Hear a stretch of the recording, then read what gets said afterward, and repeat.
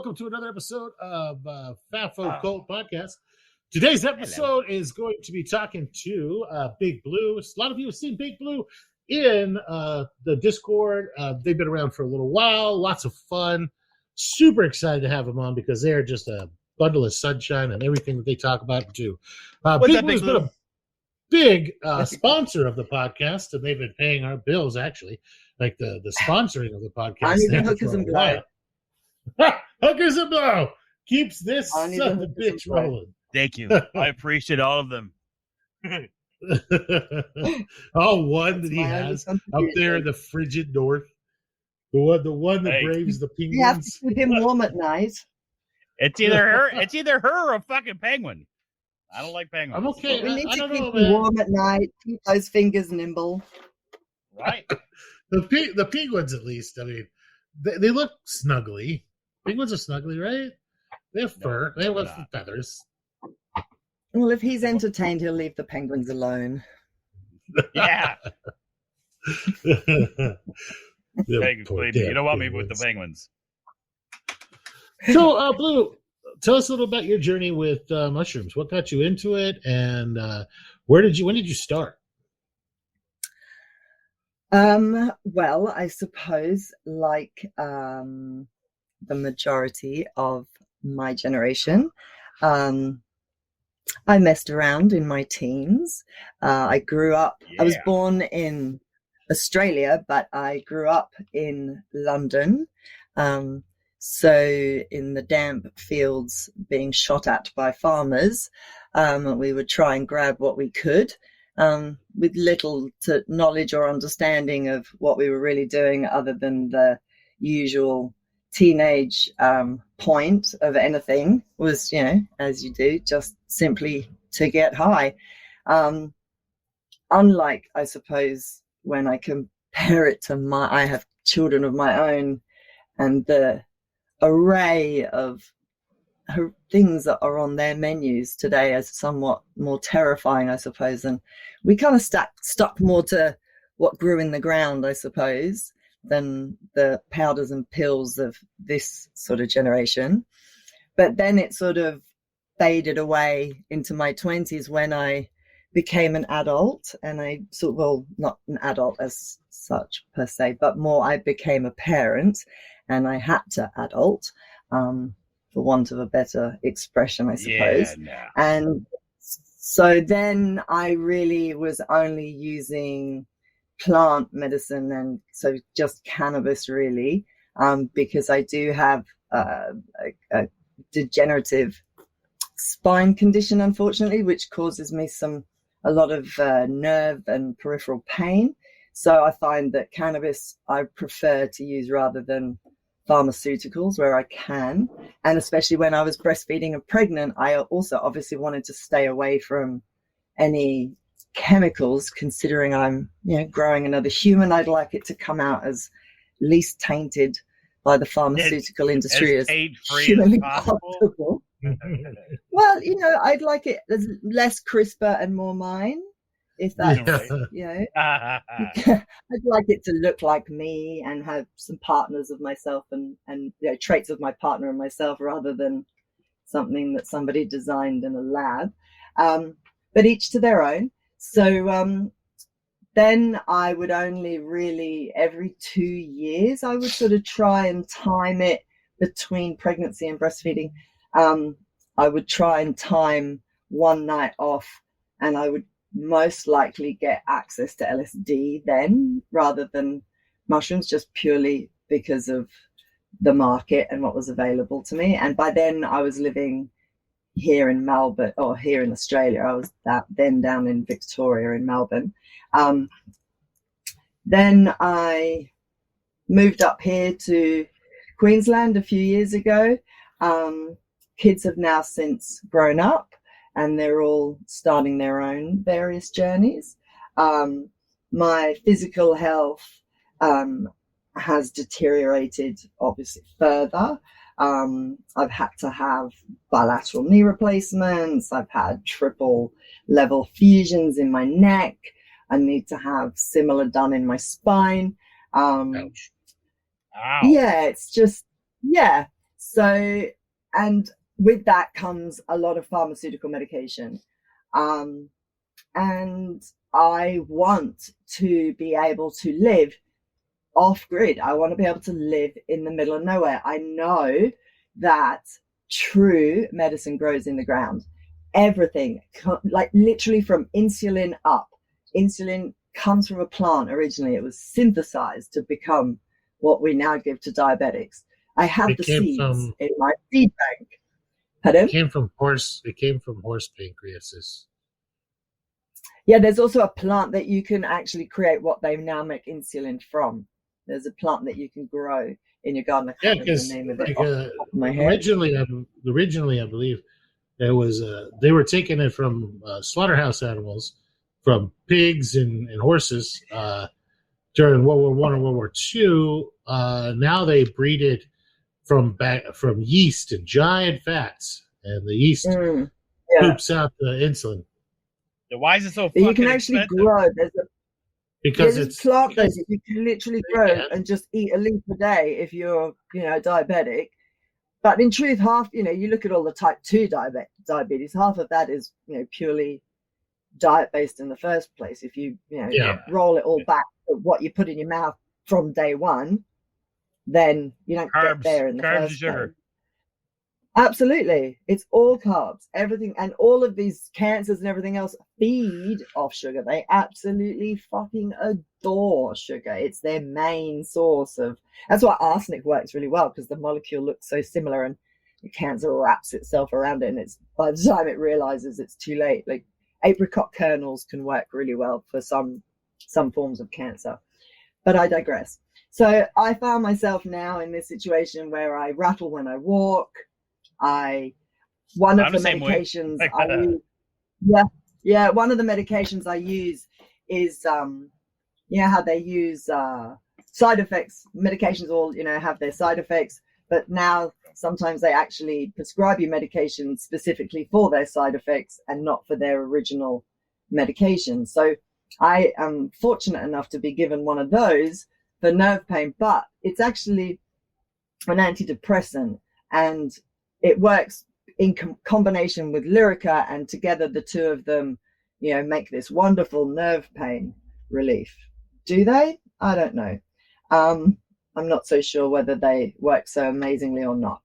But, coming off it is not...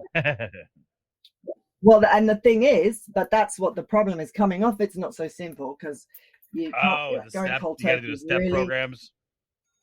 Yeah, but go find a doctor that will prescribe you the lower dose, because every time I try and initiate that conversation, it's, oh no, we'll wean off this and we'll wean off that and we'll get rid of this and we'll do that one last. Yeah, no, dude, I don't want to do that one last. I want to do that one first, because that one fucks with my brain the most, ultimately, and leaves all of its lovely residues behind for years and years to come. And when I think back, because unfortunately I've been a migraine sufferer since I was 13, and when I look back now as a nurse and an educated human, and I look at some of the medications and drugs, I was being given propranolol when I was 19. So even then I had SSRIs already leaving residues behind in my brain that they stay for years, And all I want, when I discovered that mushrooms had the ability to rewire pathways, reconnect different things, solve all sorts of, whether you're macroing, whether you're journeying, whether you're finding, emotional solutions, which will then in turn fix, what's now become a physiological problem because it's manifested itself that way. Whatever the reason, whatever the purpose, this is my next step. I've cultivated my garden. I've done my veggies. I've got my, my diet's down pat. I just need to get rid of my pharmaceuticals. I can't live in the middle of nowhere and then still have to be dependent upon a pharmacy. I don't want that. I want autonomy. I'm sick of being told by somebody with a piece of paper and a pad and pen that this is how your body works and this is how you need to feel. No, actually, I live inside it. I can I know I can make myself better. I've got the tools. I've got the education. I can read. There's, as you've all said time and time again, half the process just in growing them is therapy itself. The silence in your mind. It is my zen for sure. It is so beautiful. The ability to just tell people I'm in the lab. I've got a lovely little laminated sign up. Knock, do not enter. I've told them, if I'm in the SAB or I've got the flow open, don't open that door.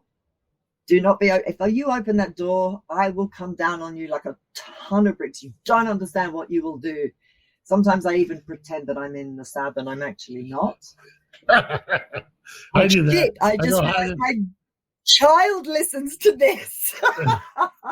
I go hide in the lab when I want some alone time. Oh, I don't care if she is. I'm sure she knows I do it. Oh, dude, I just put everything in my lab, so it's like my perfect little man cave. Dude, I swear I have a mini fridge. I have a kettle hidden away.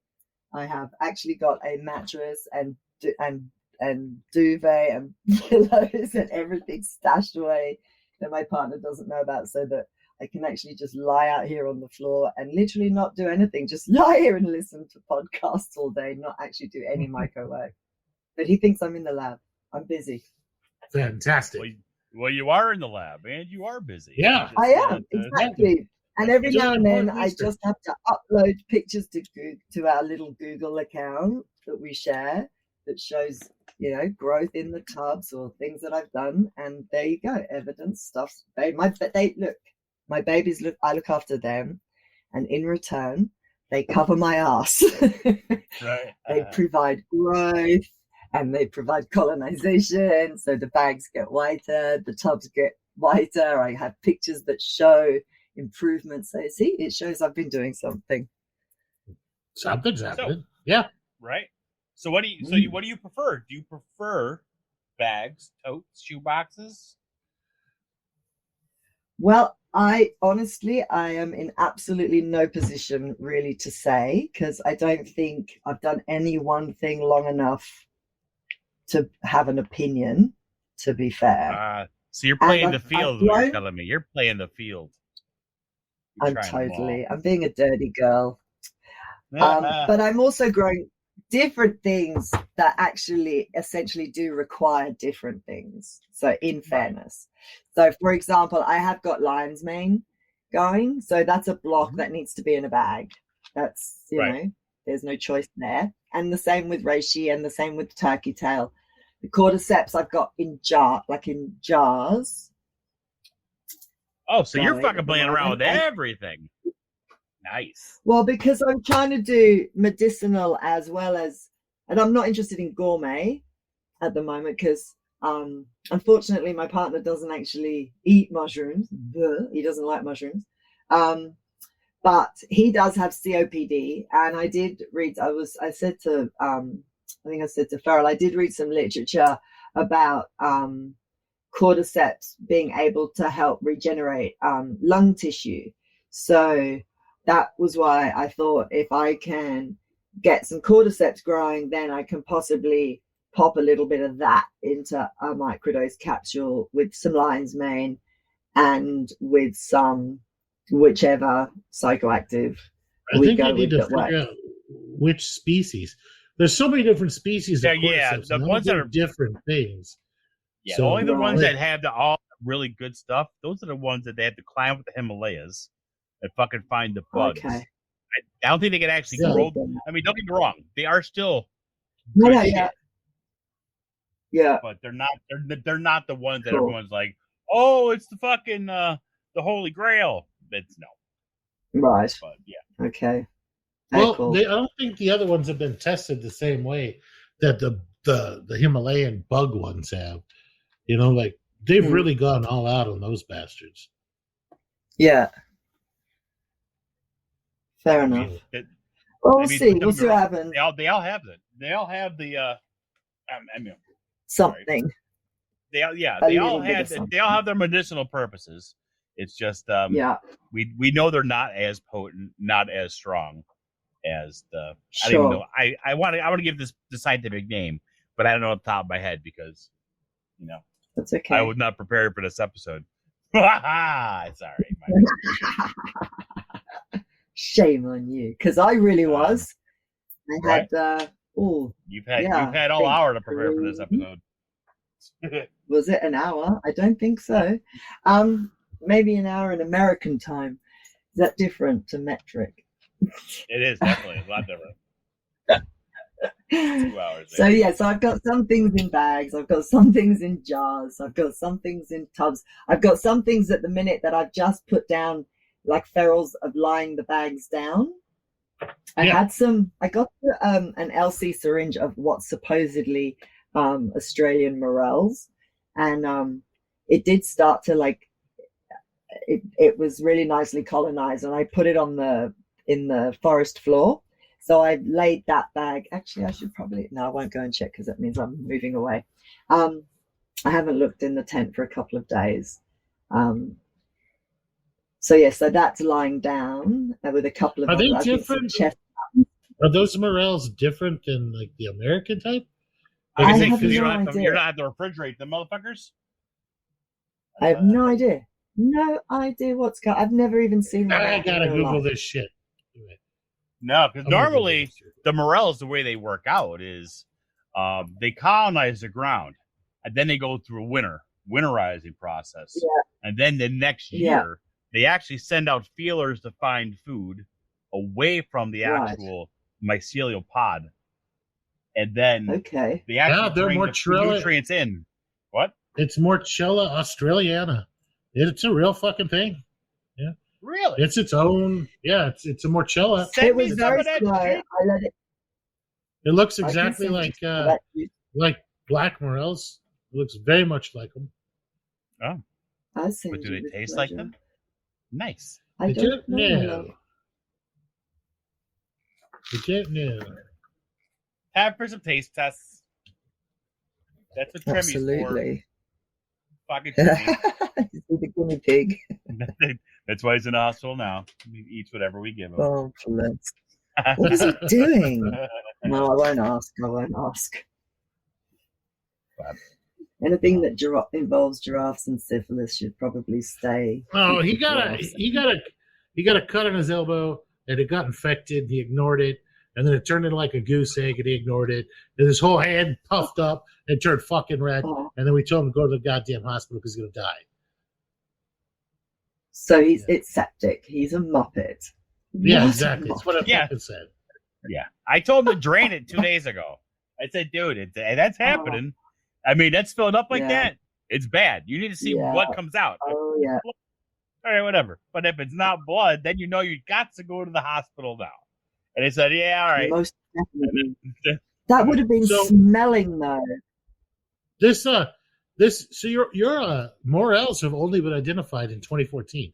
They've been around for a long time, but nobody decided to actually formally identify them and give them a name and shit until 2014. Everybody's like the native Australians were just like, oh yeah, it's just the morels, it's the mushroom. And then finally science in 2014 is like, hey, we should take a look at that shit. And there's actually a guy, there's actually a guy here who's studying the subject. I can never say that one. The wood lovers one, the cubensis wood lovers. That's the one. And I was watching an interview with him just the other day, and he reckons that he's done the genetics and worked out that even the azurescents and even the ones from all around the world are all related to the Australian ones. Wait, did you say natadolescents? No, azurescents. Oh, okay. All right. Yeah. I'm sorry, I was distracted by your accent. Hey, did you? I do apologize. Is my pronunciation not clear enough for you? Should I enunciate? So no, it was hot. It was hot. It's just hot. I was distracted. My bad. I didn't mean that in a bad way. These guys, these little morels. I'm reading a bunch about them, right? Real quick, I'm just cramming real fast. So they require wood ashes or ashes to be able to fruit. That's that drop in pH from the wood ashes. So what people are doing is they build wood chip beds, they inoculate them, and then they let them sit there for a year, and then they dump their wood ashes from their fireplace on them, and they fucking fruit. Okay. So you might take that bag. You might take that bag and when you cut it open, like to fruit it, sprinkle a little bit of wood ashes on top. I'd say do a PF tech, like a BRF, fucking like douse it and then roll it in ash and do it like a fucking. Oh, that's BRF. A great idea. You could get the fruit from all sides. Ooh. Right. Yeah. Yeah. Will it come together? Will it hold together though? Oh yeah, I know you can build a boat out of that shit. Yeah. Once they become they actually do build boats out of that shit. Yeah, they build boats out of them. The bricks. You ever taken a brick like a brick of mycelium and that's stays. True. Yeah. Yeah, it's hard to break up even in the garden with a pitchfork. Yeah, it'll be fine.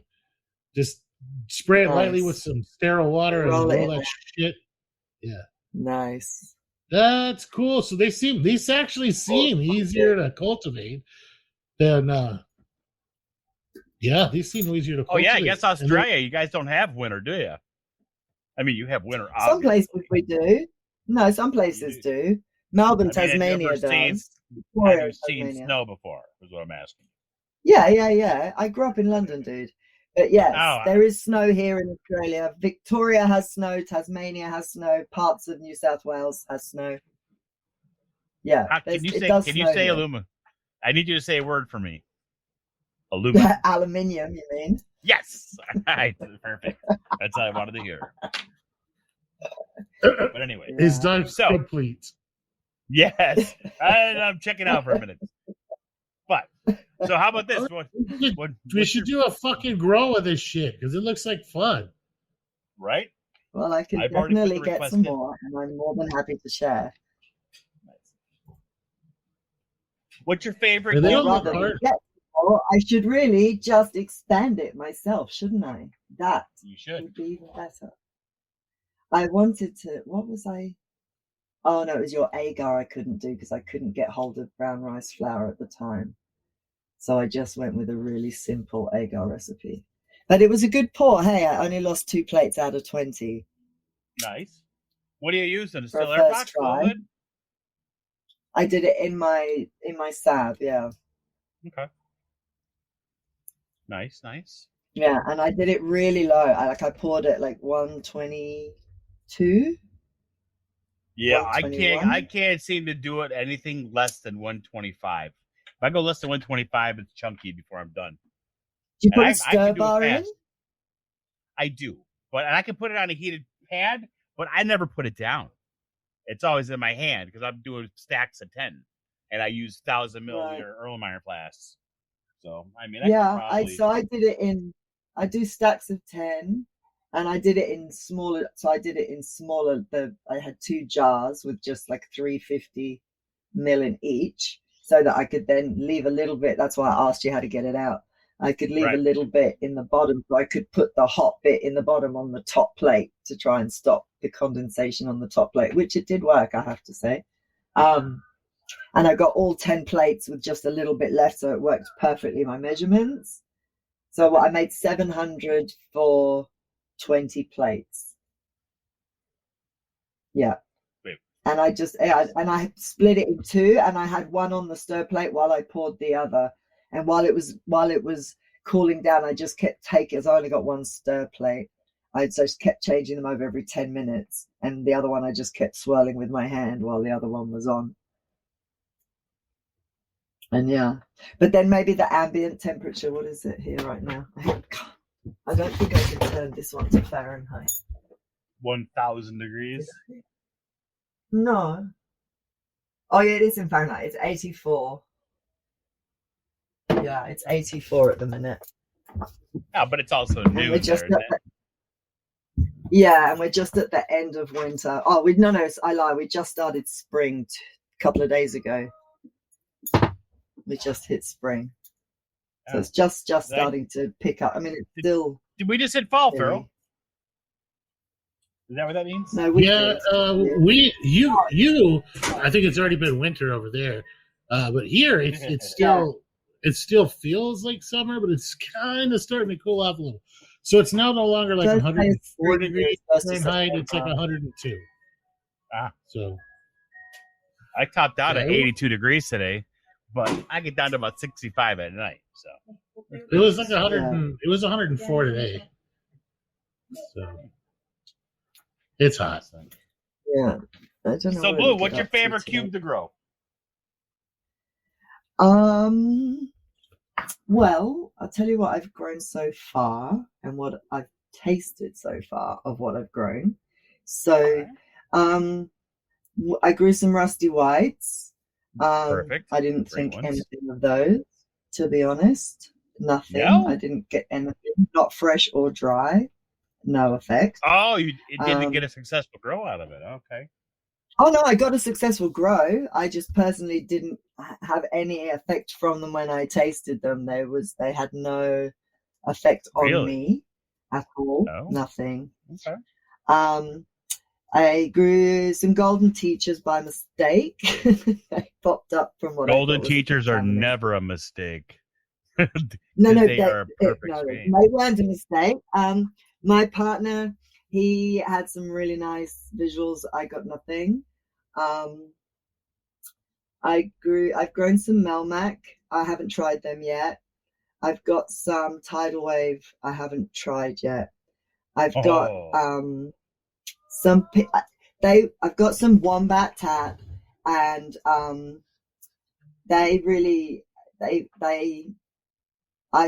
take probably a double, if not a bit more than what I give him.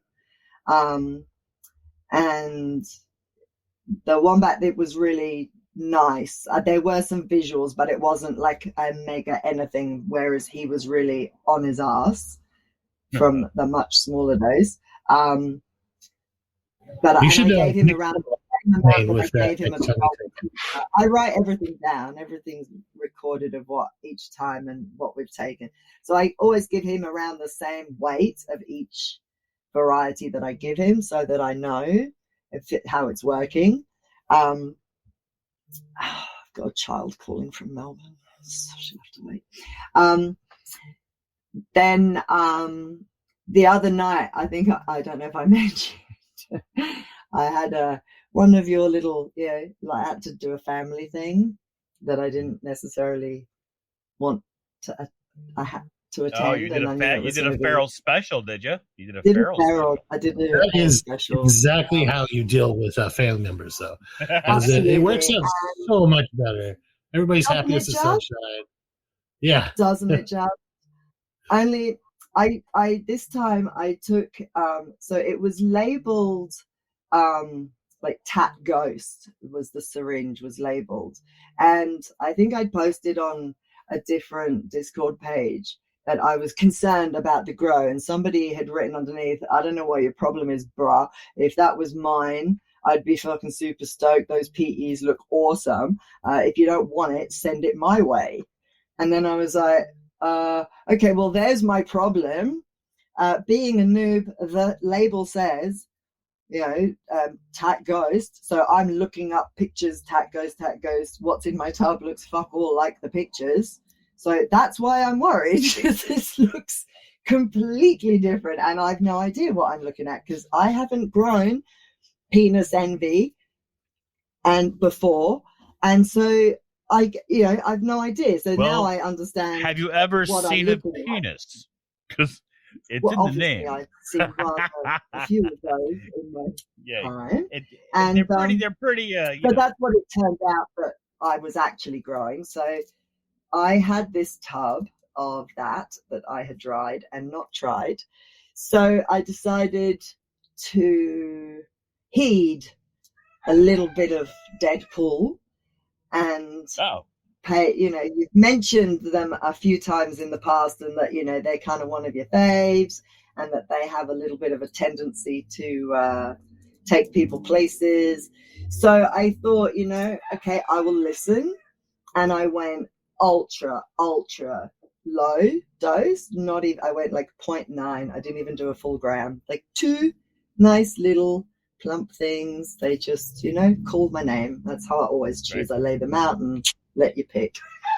And I just popped them in my mouth and I started chewing them as I walked out, because I don't have an issue with the taste of mushrooms, dry, fresh, whatever. I love mushrooms, whether they're cubensis or, enoki. They're lovely. They're mushrooms.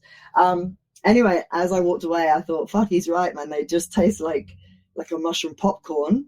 And shit, these things could be dangerous. I could totally sit there and just munch through a jar, because they're tasty. They're tasty little treats. Anyway, I went and sat down, and I started, getting ready to get everyone else ready to go. And literally within 30 minutes, not even, and I hadn't lemon teched nothing. Within 30 minutes, I started to feel things prickling up the back of my neck, behind my eyes, and I thought, far out, this is fucking awesome. By the time I got to the restaurant, I could barely keep the smile off my face. The people I was and that's how you deal with family. That's how I deal with right? And I think the first one kind of maybe got a little bit of a shock, because I gave her a way bigger hug than I probably normally would. And I know that she's been through something recently, and my partner, he's a lovely, lovely human, but doesn't necessarily know quite what to say on a nurturing parental level. And I've asked him a few times, have you said this? Have you talked about that? And every time it's a bit of a, oh, no. Oh, should I? Oh, no, I didn't think of that. And it just all like this maternal loving gush just came out of me. And she's not mine. And I certainly don't love her. And I just thought, after about 10 minutes, stop talking. Yeah, thank you. So, and I just suddenly kept thinking, stop talking. You're being way too nice, and this is going to become very suspicious at how nice and pleasant you're being to her right now. So I took a deep breath and went, okay, just settle. But yeah, I managed. And at one point, I actually, what's it called?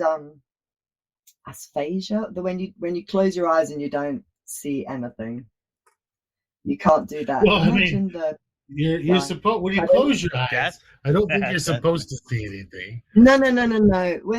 No. You know how it's actually. Is it normal to close your eyes and see stuff? Can you see stuff when you close your eyes? Your imagination. When people maybe say, my eyelids work different. I do. I see colors sometimes, especially. Yeah, well, not just colors. There's actually.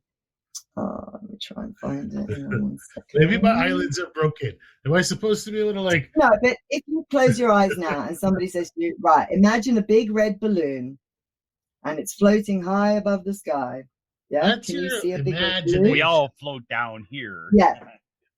I see a clown. So there is actually I can't find a second. There is actually a condition where you can't do that. You can't visualize those images in your mind.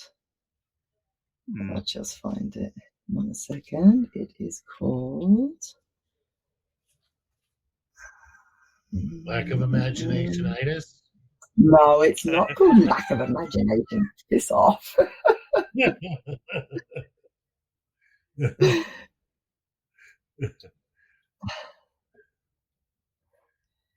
Imaginationitis.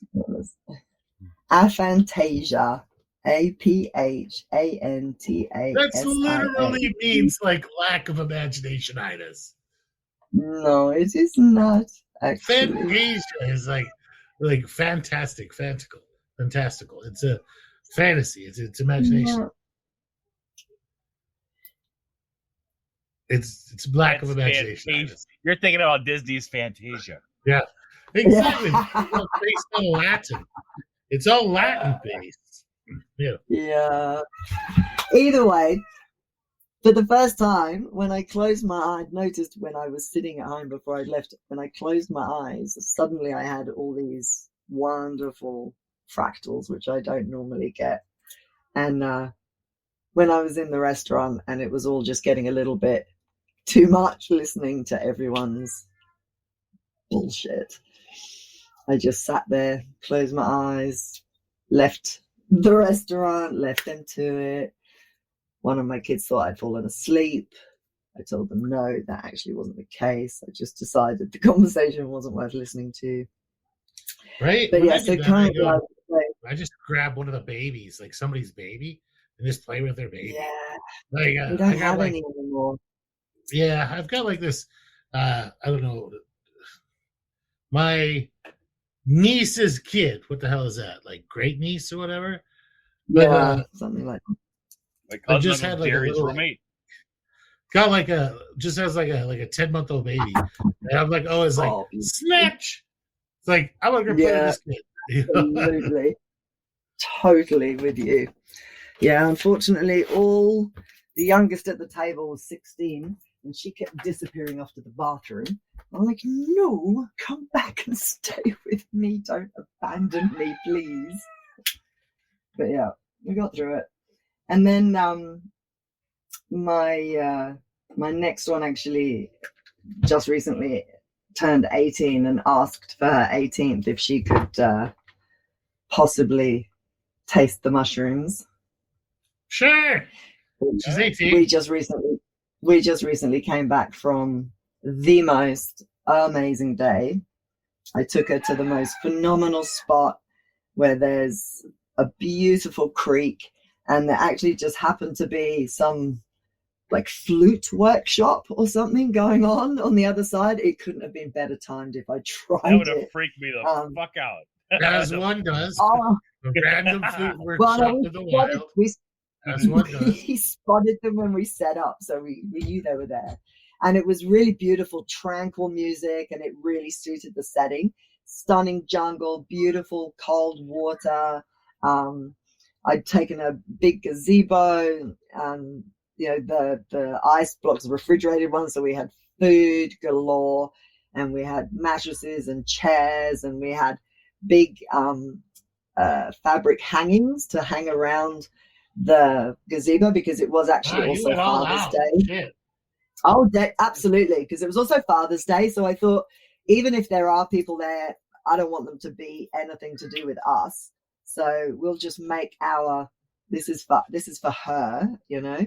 The fact that she's invited me to come, I said, do you want me to just trip sit? And she's like, no, I want you there with me.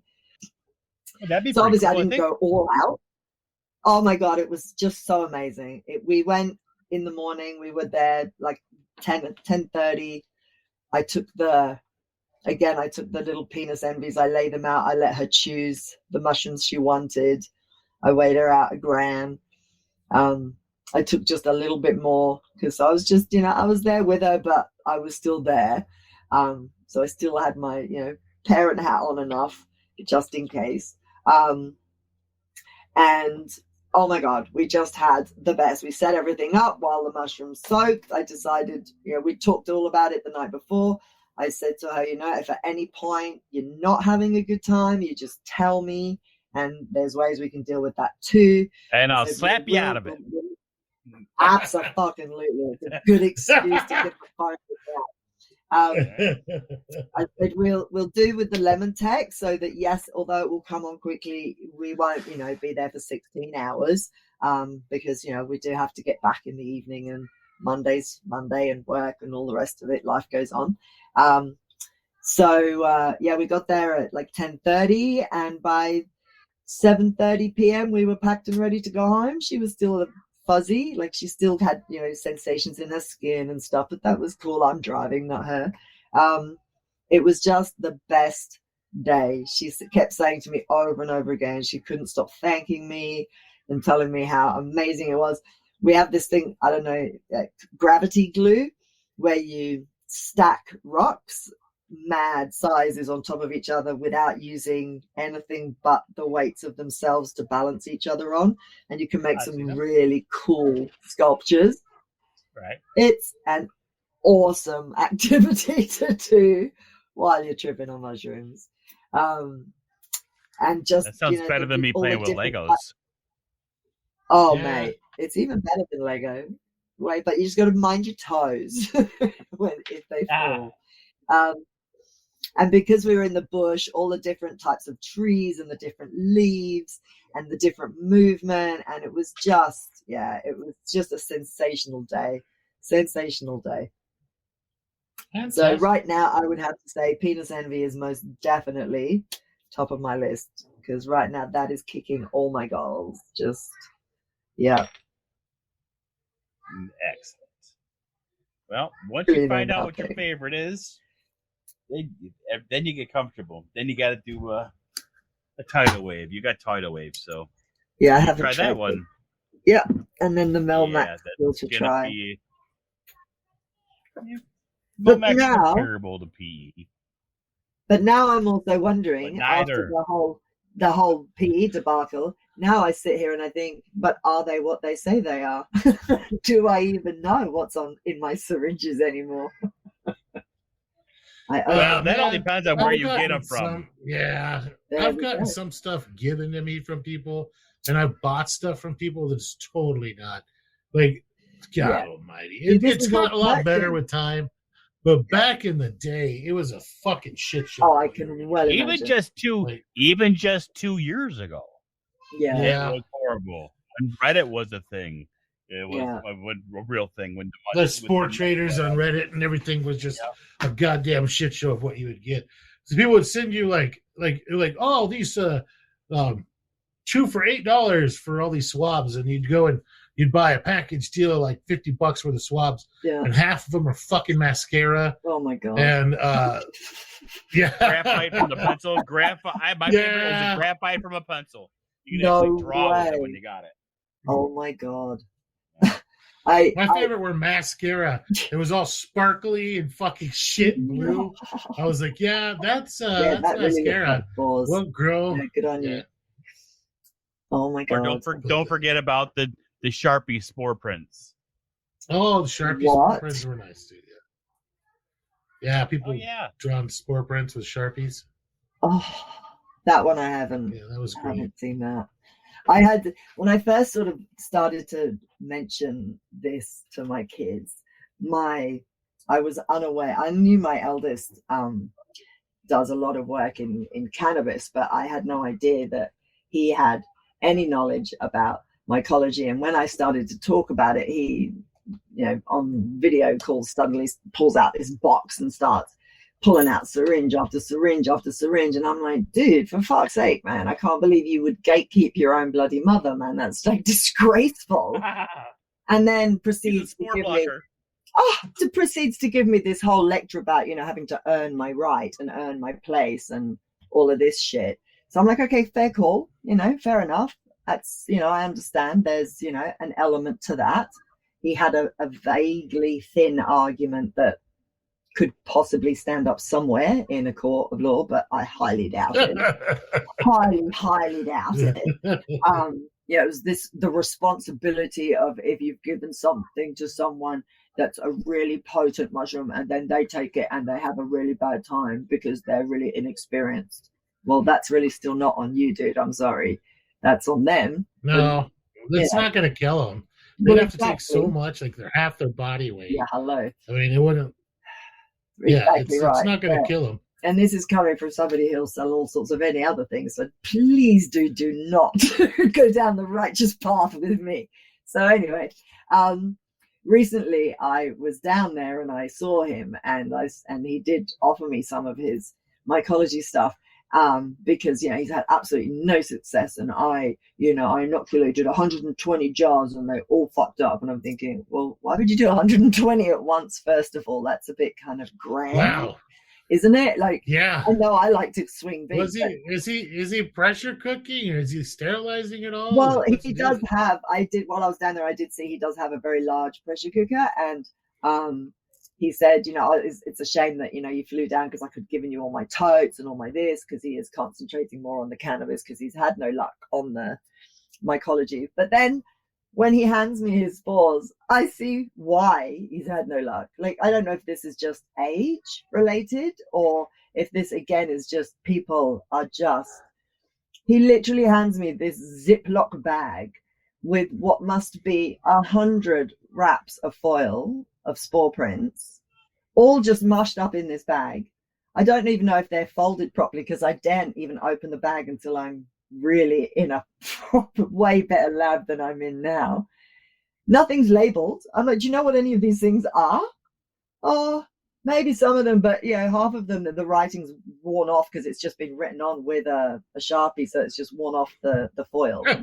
I'm like, this is like a great gift, but surprise! 12 years worth of work here. Just trying. You'd have to go out every single one, and even you'd have no way to tell. You wouldn't know because half of them are probably cross-contaminated anyway. Like, who fucking... That bag in itself is your Monster Grow. Maybe I should just ship you that bag. There you go. You have it. It's the Aussie strip, the Aussie mix. I think our next Monster Grow. Yeah. The next Monster Grow is we're gonna do like some sort of snow monster. We're just gonna do like all albinos. Oh, so before somebody starts getting all freaky and whiny about everything's not albino, something's leucistic, shut up. It's our grow. Yeah. Do what we want. We're gonna do just all white mushrooms. So there'll be some like Yeti in there, but like AAA, Avery's albino. There'll be a bunch of stuff. Rusty whites, like SV10s. Christmas grow. Yeah, just everything albino that we have.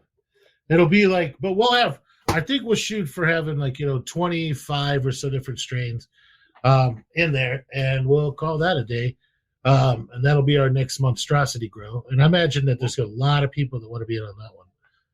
That sounds beautiful. It's going to be the Blizzard grow. A Blizzard grow. Blizzard? No. What's the abominable snow grow? Ooh. Oh, I like that. Yeah. We'll have to have like a rabid. I can see it already. It's like that one from Rudolph the Red-Nosed Reindeer. That fucking crazy fucking. Yeah. Yes. All right. That's already taken care of. I gotta look at I want a rabid caribou on mine. A rabid caribou. Yeah. An oxymoron. Is that like Texas for fucking reindeer? Yeah. No, caribou. You have caribou up there. Aren't caribou like a big oversized goose? No, they're like little reindeer fuckers. They like the reindeer that the Arctic people eat all the time. With the little, are they the ones that are in Brother Bear, in that movie Brother Bear? I'm not sure what you just called me, but I'm offended. Oh, you shouldn't be. It was a compliment. But I don't know why I put rabid caribou. All I got are a moose picture. But stupid ass. But a caribou, they're like reindeer. They have like the antlers are like C-shaped. They're adorable. They're not big. I just with you. I know what they are.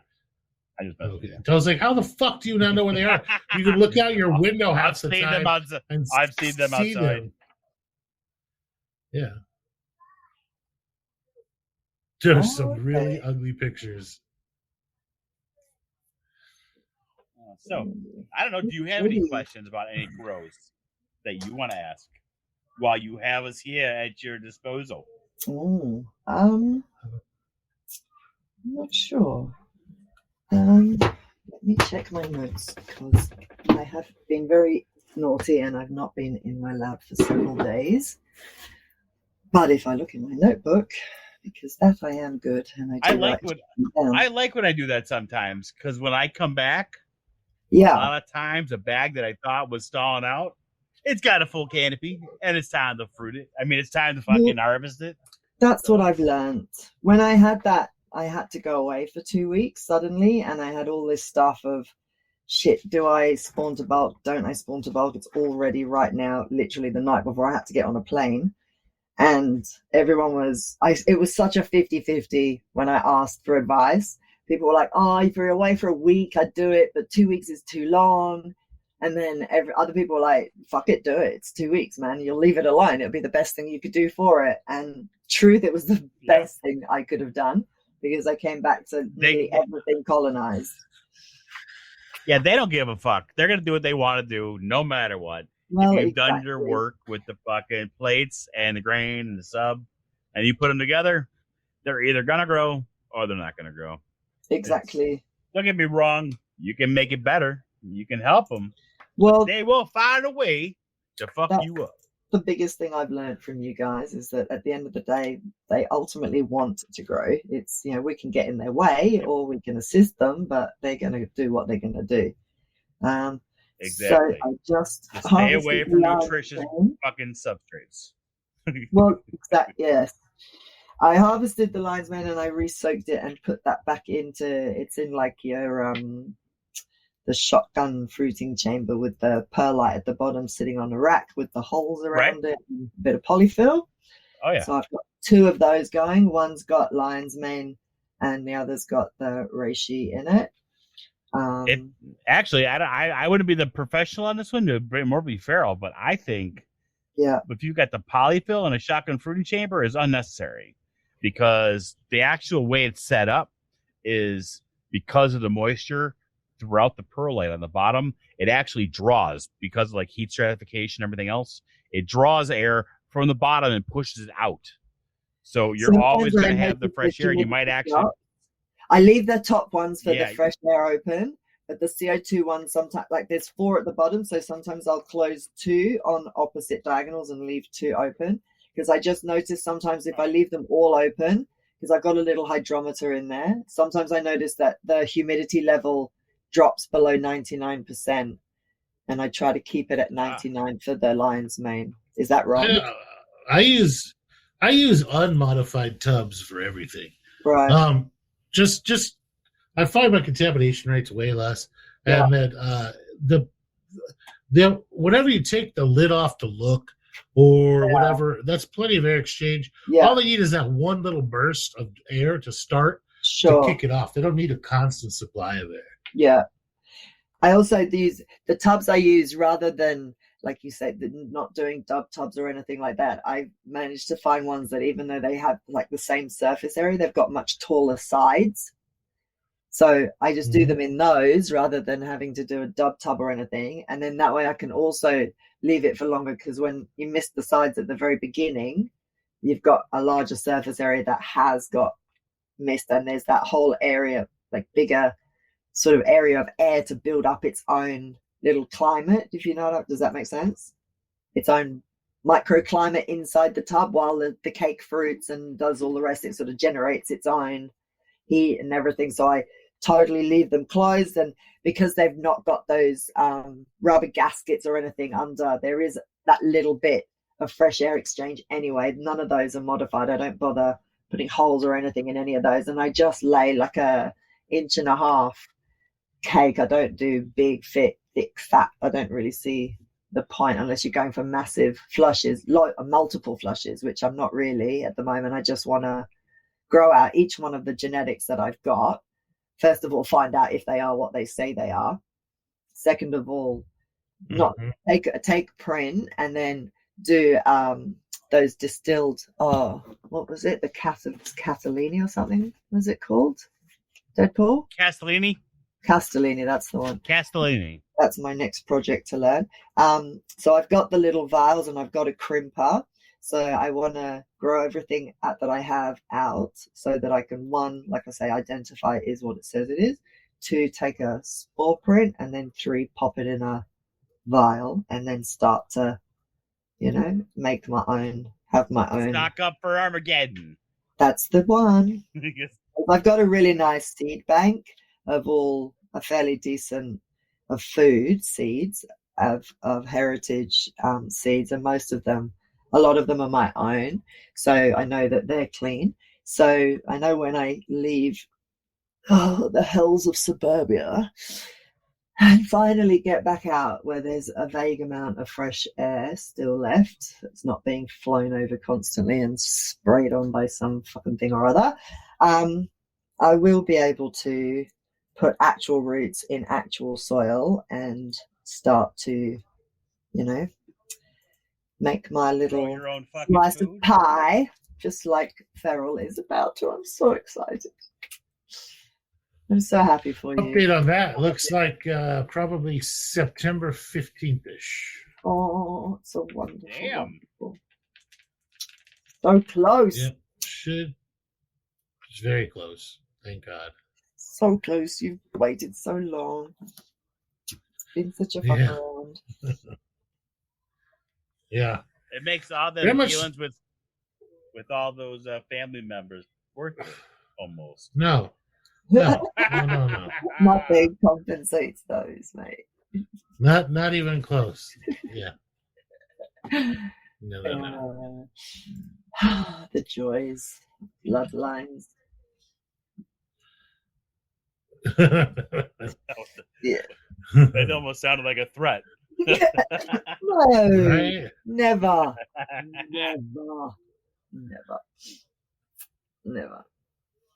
Oh, well, I will have a picture for you, Deadpool, of that lab coat.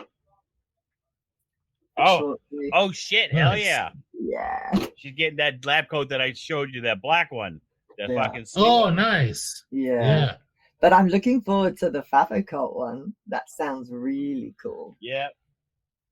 Can't wait. I was going to go with something like the black one. That's just way too expensive. By the time you get shit put on it, and no way you're going to buy it. No, for sure. It's going to be something that everyone can afford. Yeah, we want to keep it affordable. Of course. 100%. Now, in my own lab, it's different. It must be so nice having your own little hunting lodge.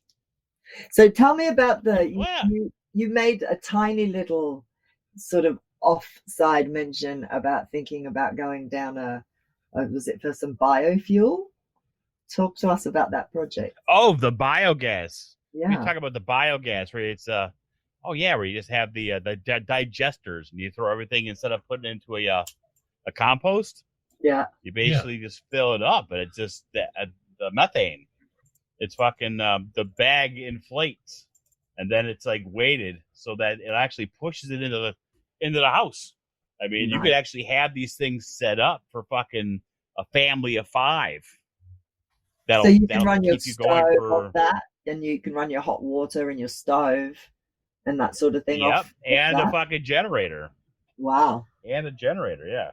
Most importantly. So, well, yeah, you got to have some juice, but the most importantly thing is to be able to go ahead and do your the fire and everything else for water and hot water and some more water, a little bit of water. But you have a well, fire. So you've got water. Oh yeah, the well here is fantastic.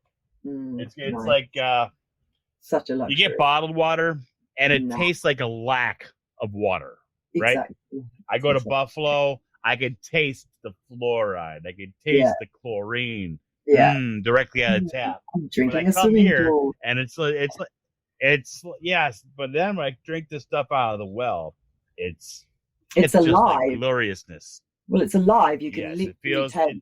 It's got a flavor to it. It's got a flavor, but it's not a flavor. It's just it tastes fresh. That's what it is. It tastes fresh.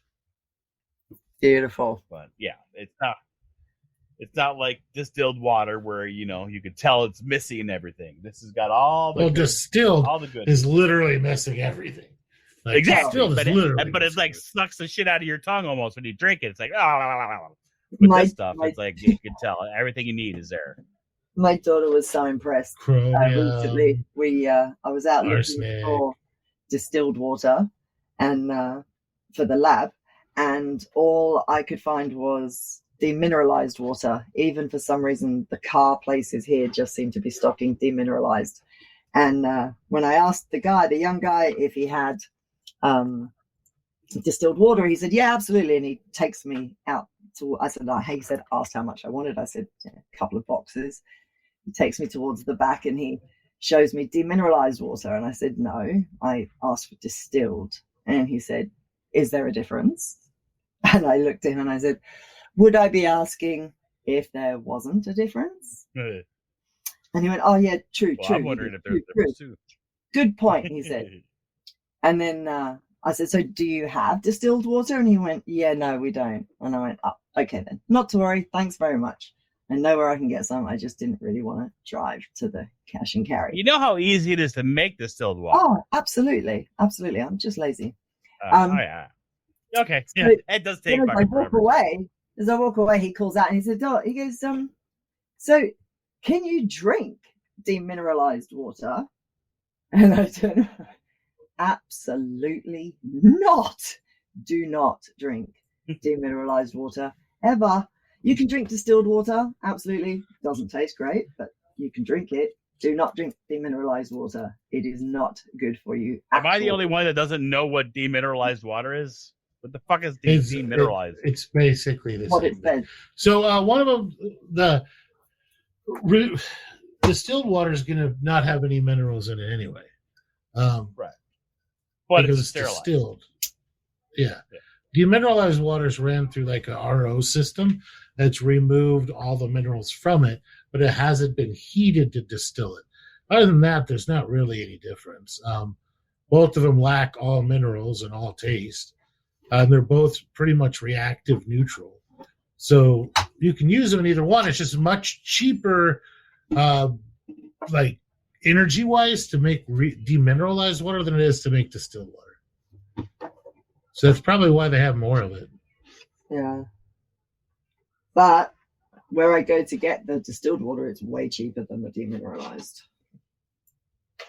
Yeah. It's all in the branding. Absolutely. Yeah. Oh, 100%. 100%. 100%. I can't find any koalas eating mushroom pictures. I don't think they will, seeing as they only eat gum leaves. I thought he was being quiet, didn't you?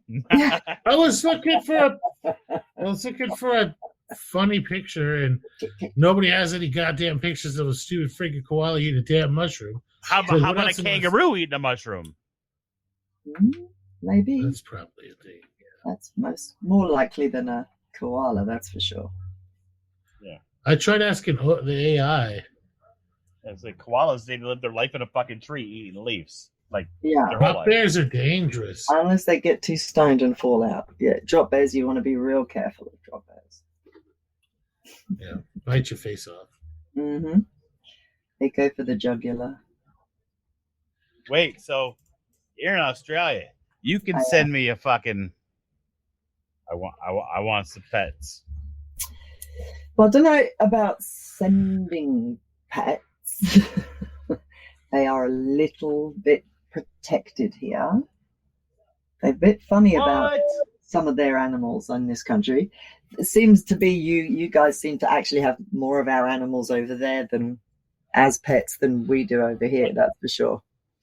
But I would really take care of my pets. Oh, I don't doubt that for one moment. I just want a crocodile. You're not going to go release it in the swamps in Florida when it gets too big. No, those aren't saltwater. I want a saltwater crocodile. Oh, don't you? Yeah, there's saltwater crocodiles in Florida. Yeah. There is a small problem with crocodiles, though, that they're never really domesticatable. Even if you have them from eggs, they don't imprint. They're not that kind of animal. Even that guy that was, look at me. Challenge accepted. Yeah, I'm sure you and everyone else has been eaten by them in the end. Or bitten bits off by. Yeah. I actually met a guy in the chemist once whose hand he had this big gash on his hand. And we started chatting. I'm like, so what's that from? He's like, oh, I breed crocodiles for a living. I was like, that's one of your pets then, is it? Yeah, you got a bit of a nibble. Got too close. So yeah, even breeders get bitten. Not any fun. Mm-hmm. Come hang out at Australia Zoo for a bit. Work with Robert. He's a sweetie. Who the fuck is Robert? Steve, is that what's his name's kid? Steve Irwin's kid? Yeah, Steve's son. He's lovely. I was very unhappy with the whole thing when I read that Steve Irwin. Oh my God. It was awful. It was so sad. I don't know anybody that didn't cry. Oh my God. Yeah, like it was we cried here. Shit. If he just left it there. Yeah. I mean, how many other things has he fucked with? Sticking his fingers in their bums. Listen, at the end of the day, it's a rattlesnake. Watch this. I'm gonna kiss this rattlesnake right on his ass. At the end of the day, for him, there was no better way to go. For him, he died doing, and I'm sure everybody has said this, what he loved, where he loved being. He didn't linger some awful, horrible, chronic illness in bed for years. He went out quick, fast, and in the ocean. For him, he couldn't have asked for a more glorious Valhalla, but for everybody else, it's a fucking nightmare. It's so quick, came out of nowhere. There's no warning, there's no preparation, there's no time. You don't get to, none of that. It's just, for everybody else, it's like getting hit by a truck too. It's awful. It's why the world grieved. Everybody, you can't imagine what his family went through. But yeah, it's also sad as it could possibly have been avoided. Like, who knows? But yeah. Anyway, we'll never know.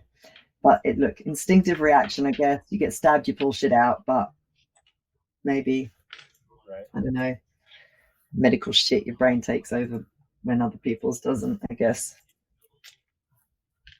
Yeah, I wouldn't pull it out. I'd be like, let's go. Yeah, just get out the water. Get out the water, leave it there. Get out the water, leave it there. Get me to land. Yeah. But hey, it is what it is. And it is a huge loss to humanity. I actually took some of my kids there with a girlfriend came from London. My childhood best friend came to visit from London some years ago. And we all went to the zoo. And I have to admit, I don't like going to zoos. I find them really quite depressing. But this place was phenomenal. We walked 13,000 steps that day, walking around the property, and we still didn't even see everything. We did something like 7 kilometers walking around. It was crazy, absolutely crazy, and just beautiful. I mean, they honor him so amazingly all over the place. There's beautiful tributes to him all around the place. So really, really, really, if you ever get here, we'll have to come and opportunity. We'll have to come visit that one. Most definitely. There's so much to see here. This is an insane country in and of itself. Whether you do East Coast, whether you do West Coast, whether you do the top end, there's so much to see, and so different. That is probably that would be the only place I wouldn't go diving with sharks, is off the coast of Australia. Yeah. Everywhere else I've done it. I've done it in Florida many, many times. And I've done it in the aquarium. I've done it in the cage, done it out of the cage. I'm not doing it in a cage there because everything. There's just so much good fishing. There's so much good fishing. I watch a lot of good fishing videos out of there. So I want to go fishing. I went fishing yesterday. Actually, needed to put my hook in the water. I want to go fishing. I want to touch like a salty, a baby salty to touch. There's a billion, I want to touch a Woma python. There's all sorts of cool ass shit in Australia I want to play with. Yeah. Oh, that's so easy to make happen, and all in one day. To be fair, that's why I asked you to send them to us so that we can send it around. Are you going to share? Now I need a passport. Right? That's one place I haven't been kicked out of yet, so I imagine we might as well go for shit. See what happens. No, I like Australia. It's definitely on the top 3 places I got to visit. You should left in the world.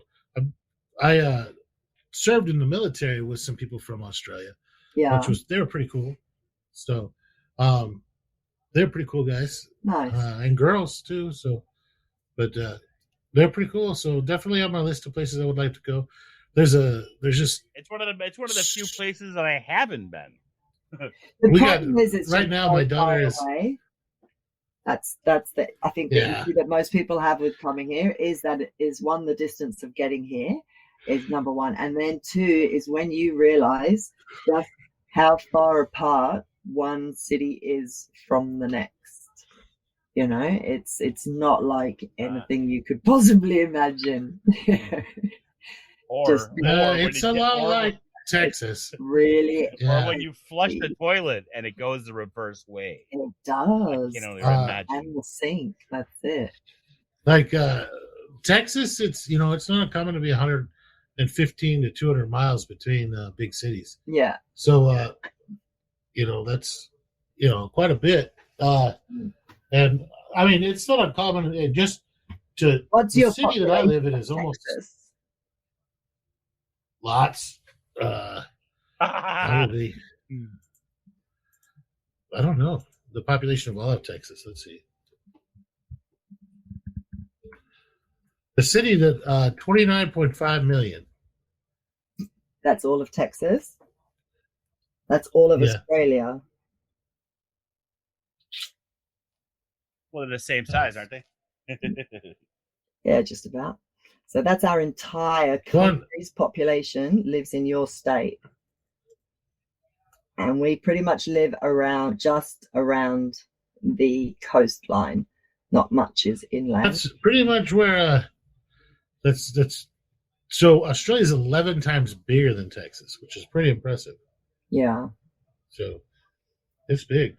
But we have your population for the whole country. So we're pretty empty. That sounds like I want to fucking live there. I could probably go weeks without seeing another fucking person. Correct. That's why I say when I want to fuck off and live in the middle of nowhere, you actually can here literally live and not. Like, there are places here where it's a 2-hour, 3-hour drive to your mailbox, where the mailman comes once a week. That's awesome. And he doesn't even come to your mailbox. He stops down at the end of the street and he just does all the mailboxes for that entire fucking neighborhood. You have to come find it. I'm not even bothering going up there because there isn't roads for me to travel on. Australia is slightly smaller than the U.S. Yes, correct.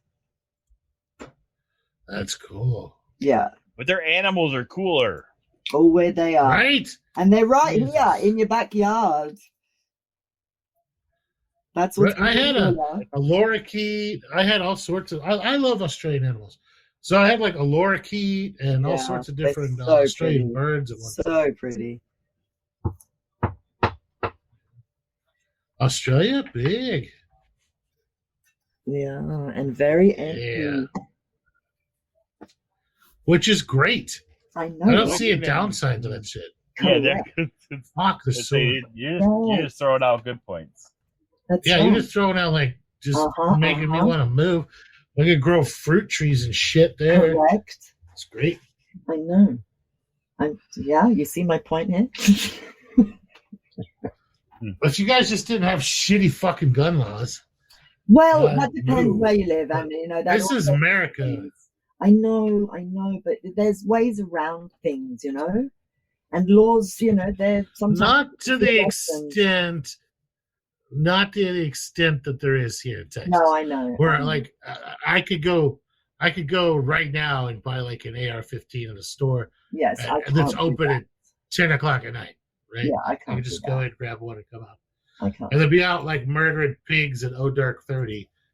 Run around with night vision, shooting hogs all the time. Yeah, I can only do that if it was on my own property. I could run around shooting hogs at night, only on my own property. But I can't buy anything automatic at all. I can't buy I can't buy a handgun. Yeah. I can buy rifles. I can buy shotgun. No, I can't buy shotguns. What am I talking about? I can buy rifles. Oh no, I can buy a shotgun. I get anything with a pan slingshot.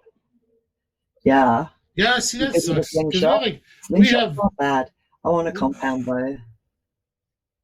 We're very much I knew I liked you. A firearms centric society here. Yeah, that's the only thing I like about America is that and your death penalty. But not your prison system. They need to streamline the death penalty. There's people staying on death row for 25 fucking years. Insane. They might as well just serve the life sentence and be out already. Do not pass go. Do not collect $200. Exactly right. Hello. Especially today with the DNA and everything else, there's like the mistakes are a lot less. Like I understand once upon a time that yes, there were cases and occasionally that people were wrongly convicted. But today, when you have analysis and evidence, the DNA evidence that you can get today, you got them on video, you got them on DNA, you have them on social media. Thank you. Bragging about it. Just take them out back and shoot them. Why does the taxpayer have to pay for 25 years to educate these people, clothe them, entertain them, feed them, when your elderly, not just yours, ours too, are lying in their own vomit, fecal matter for hours on end with open wounds, bed sores. For that reason, we could buy a bullet for $1. Exactly. For that fucking reason. Line them up. Do it like in Auschwitz. Line them up. You get 4 at a time. It was good enough for us. Yes. I did not see that coming. Sorry if that was inappropriate and I offended anybody, but seeing as I am a member of the club, I feel fair that I can make comments like that. Anyway, if it is very, very offensive, please write to me and I will personally apologize. Just write to me. You can find your email as fuckup. Yeah. I'll be on Discord. Yeah. Under the name of I have truly offended sorry, not sorry. If I have truly offended somebody, I am truly sorry, but I have grown up in a German community in London my entire childhood. So I grew up around survivors. I have heard jokes made by them, from them, at them, to them. I have a bit of a dark sense of humor, to say the least. And truly, if I have offended, I am sorry. But yeah, there's that. So you fit in just fine. Nobody's offended.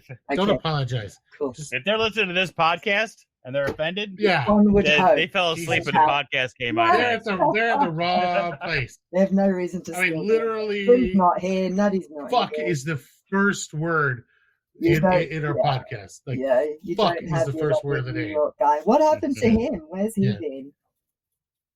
That other guy. Oh, Trim? No, not Trim. The other guy from New York that you picked up along the way.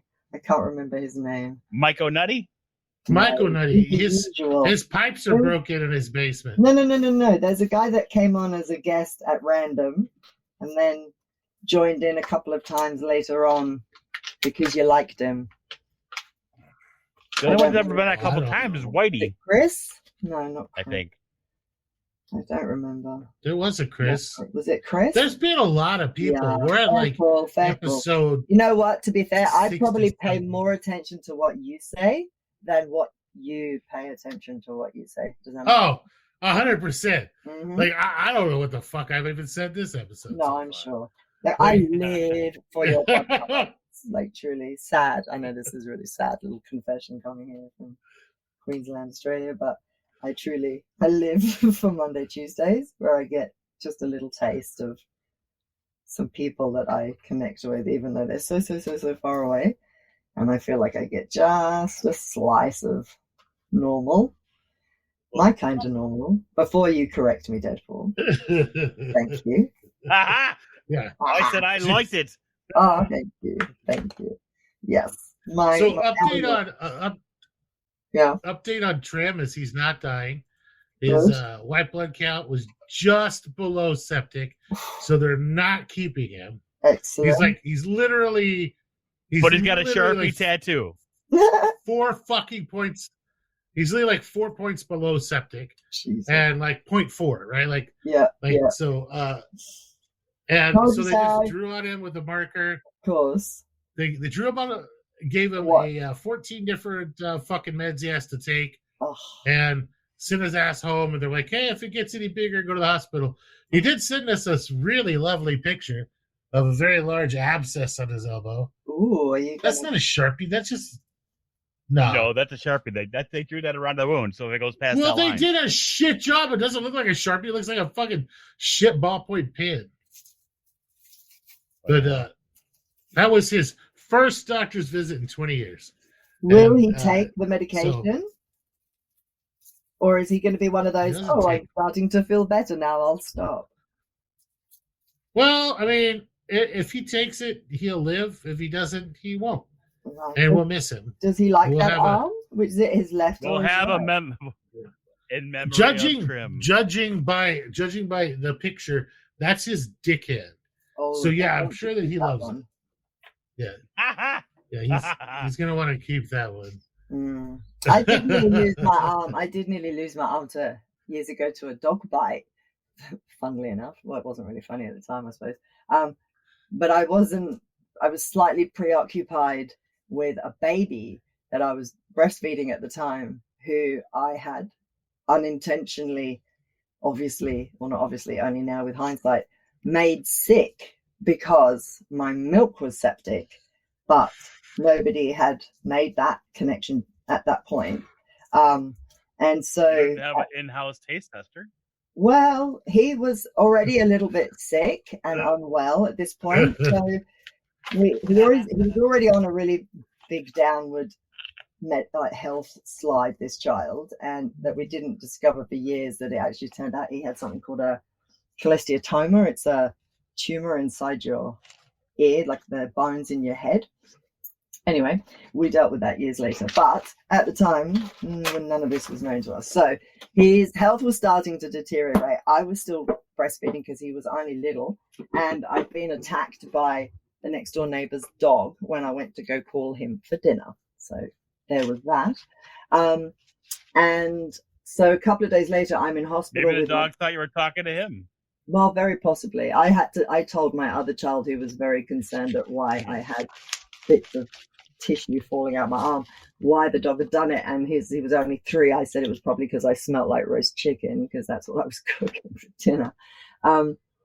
So the hospital initially thought that my baby had cystic fibrosis, and that's why he was sick. So I was in hospital with him, hooked up to all sorts of stuff, with this wound in my arm that had become septic, and was oozing, and it was disgusting. So I asked the nurse if she could possibly provide me with a little bit of saline and some steri strips so that I could wash the wound and redress it. And she took one look at it and said, you need to go to hospital. And of course I pointed out, I am actually standing in a hospital. Yeah, but this is a pediatric hospital, so you need to go to the other hospital, the emergency room. No, so you leave my baby, not much against my will, to go and deal with myself. So once they had established in the examination rooms that the smell was not coming from the tradies' feet in the cubicle next to me, my arm, oh bless, it was so sweet. The doctor walks in and literally does, what's that smell? And I see these boots be pulled back from under the curtain, and this little, I'm so sorry, comes from this man's voice in the cubicle next to me, obviously thinking it's his feet. But then as the doctor comes closer, that smells actually my arm. It's not the bloke's feet. So I apologize to not good. Tradie. Yeah, it was good. So after much negotiations and pleading and me being an idiot at the beginning and saying, I'll come back on Monday and we can do IV medication then, because I can't do it right now. I've got a baby in another hospital. And being told, no, Monday we'll be amputating your arm, actually. So you'll be having, treatment right now, right here. But so it's not funny. You can't really fuck around with sepsis.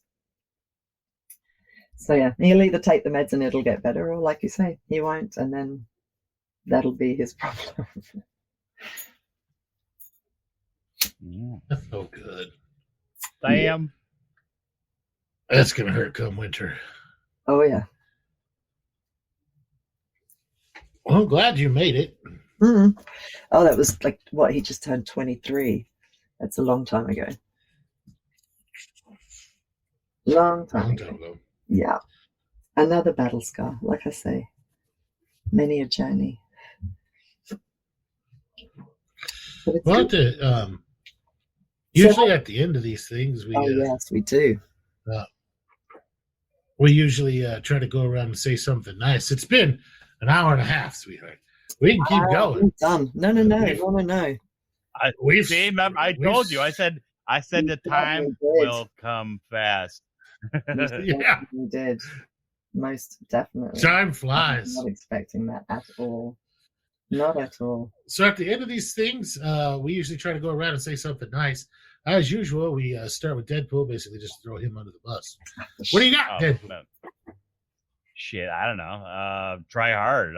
Don't worry if you fail, because everyone expects you to do it from the beginning. Demotivation. I try to think of something nice, but nothing ever comes out. All right. No one expects great things from you.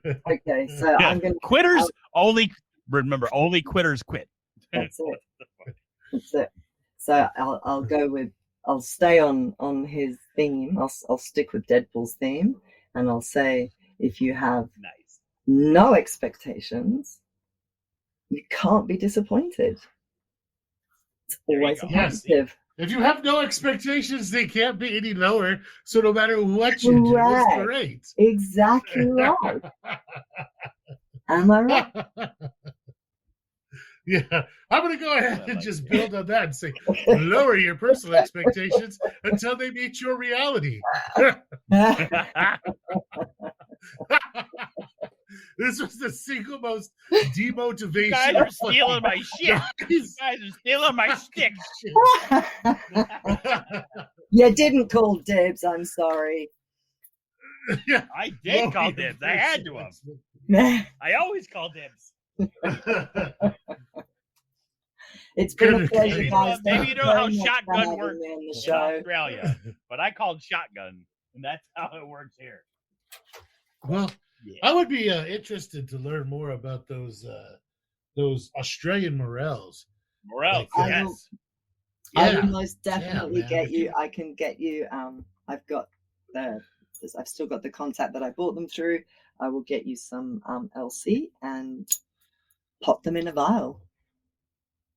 I thought you already had some and you were going to do it yourself. I do have some, actually. Yeah, I don't even need to buy more. I've only used a little bit. So yeah, I've got some right here in my fridge sitting. If you make LC in a vial, right? Like so, like just like a nutrient rich LC, and then put it in a vial, then you can put just a little bit, and it'll grow inside that vial. So if you send me the recipe you want me to use and the instructions, I will do it absolutely word for word. That's how I ship. For little hand instructions of little hand measurements, I'm decent. I get those because as a Jewish mother, I do pinches of and a bit of that and a bit more of that one. So I kind of get that. I'll send you in grams. Okay. Yeah. So give me all of that, and I will prepare that, and I will get that to you. And if Deadpool would like, I shall send 2, and then you shall both have. Because I bought. Hang on, it's sitting right next to me. To save on shipping, just send me one, and I can send it to him. To be honest, for the weight, the weight isn't going to make any difference between 1 and 2. They're not going to weigh any more. Yeah, but to save on, if you send 2 different packages, that's expensive. Oh, I'll just send one to you. I'll just send one to you with both of them. Yeah. Yeah, that's what I meant. Shipping domestically in America. Shipping domestically in America is I will send to you then, Deadpool, whoever you wish to receive it first. Now I got to do all the work? What the fuck? Yeah, actually, I'll probably be in the middle of moving. You can't have it both I'll probably be in the middle of moving by the time it gets here. Right. So I'll probably be in the middle of moving by the time it gets here. You might send that Deadpool, yeah. Because I'll probably be in the middle of moving. And then, but once I get all my lab and everything set up, I really do like the idea of these. Let's just recap real quick for everybody, because I think we talked about it in the green room. and not about them out here. Is that she got a hold of Big Blue here got a hold of these Australian morels, and they are an actual morel species.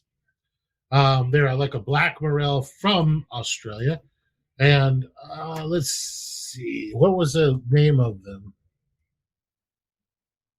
Australian black morel.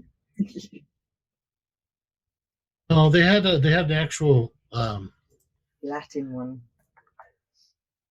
Yeah. Only in 2014. They are. Yeah. So they've been around for a long time, but nobody really actually took time to identify them until 2014. They're actually a Morchella, so they are actually legitimately a morel. They're Morchella australiana. They grow only after fires, but through the ash, through the wood chips and through the ash. So what they found to grow these is that you need to put like ashes on to lower the pH of the block. You put some ashes, you just kind of spread them over your block after it's colonized, and they'll fruit. So you don't need to do like the whole crazy cold and everything like you do with the American Morchella species. Yeah. So that's pretty freaking awesome. What people are doing with these is they're getting in-ground grow beds. They're just digging holes, filling them full of wood chips and hay, inoculating them with grain spawn, and they covered them with a little bit of dirt, and then they wait a couple of months, and then when before it rains or when they want to get mushrooms, they put wood ashes on top and then water it in. The lowering of the pH as it hits the block is what causes the fruiting. So they're finding that they bushfires. So what Deadpool had said, yeah. So, but people are also taking their ashes from their stove and spreading it out on the ground and watering it in and getting the mushrooms to grow that way. So they're there. They just need that pH lower.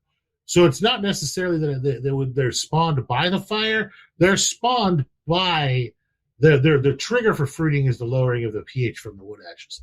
So what Deadpool had said was to do them kind of like a PF tech them.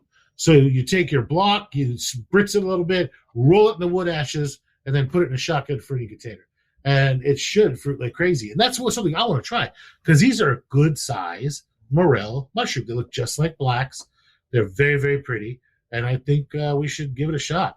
So if you can get one of us a sample of those, definitely. I would be hell happy to give that a hell of a grow, because most definitely those are cool as hell. And then we can take pictures and just tell everybody they're black morels. Nobody never know the difference. They'll be like, we'll sell them for black morel prices. Yeah. Right? Surely they'd be worth no, more. We'll sell them. They're worth more because they're not from here. Exactly. Yeah. They're even more rare and special. Jesus, I saw they taste like post pictures of fresh mushrooms somewhere. Was I insane in thinking there was a price in the corner for $349? That was me. I was posted that picture. Yeah, that was me. Farrell, when I saw that, I'm having second thoughts about going gourmet again. Why? No, because I might actually do it now. I tried to tell you that the freaking prices were stupid. Yeah, one of those pictures, that's $349. You were looking at that for the black truffles. Yeah, and that's American. That equates in Australian. That's like 500 something Australian. Insane. Yeah. 500 something. If you look at the shitty blue mushrooms are $10 a pound. Lion's Made's $22.99. Shitty yellow oysters are $15 a pound. There was something else I bought $79. The black trumpets are $79, dude. It's like, what the fuck? And you were looking up here, and there was it was ridiculous. Crazy. Your prices. Yellow chanterelle were $40. Yeah. Regular trumpets were $20. Hint of the Woods was $30 a pound. Like I was just shiitake $15 a pound. So that was decent prices locally. Yeah, that was at one of the larger grocery stores, which has everything at a much more discount than you would go if you go to a boutique one. Yes, absolutely. And I try to tell everybody. Everybody's always caught up in wanting to grow psilocybin-based mushrooms and try to sell those to a couple of dirty fucking kids around the side of the block. And I'm like, that's not where the fucking money is. The money is in repeat customers who are eating your fucking mushroom for gourmet. Yeah. And you can get the grow kits to grow them, and the actual fruit is where it's at.